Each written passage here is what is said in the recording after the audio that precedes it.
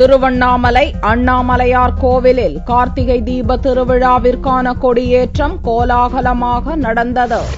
திருவண்ணாமலை அண்ணாமலையார் கோவிலில் நடக்கும் கார்த்திகை தீப திருவிழாவில் நாடு முழுவதிலிருந்தும் லட்சக்கணக்கான பக்தர்கள் கலந்து கொள்வார்கள். இந்த ஆண்டு தீப திருவிழா வரும் 17ஆம் தேதி கொண்டாடப்படுகிறது. அன்று அதிகாலை பரணி தீபமும் மாலையில் மகா தீபமும் ஏற்றப்படுகிறது. கார்த்திகை தீப திருவிழாவிற்கான கொடியேற்றம் வெள்ளிக்கிழமையன்று காலை ஆகம விதிப்படி நடந்தது. முன்னதாக கோவிலில் உள்ள 72 அடி உயர தங்க கொடிமரத்தின் அருகில் பஞ்சமூர்த்திகள் எழுந்தருளினர். பின்னர் வேத மந்திரங்கள் முழங்க துலாம் லக்னத்தில் கொடியேற்றப்பட்டது.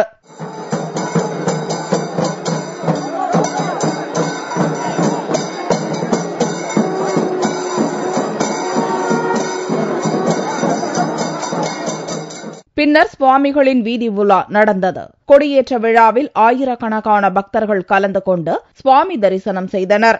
கார்த்திகை தீப திருவிழாவை முன்னிட்டு கோவில் கோபுரங்கள் மின் விளக்குகளால் அலங்கரிக்கப்பட்டுள்ளன.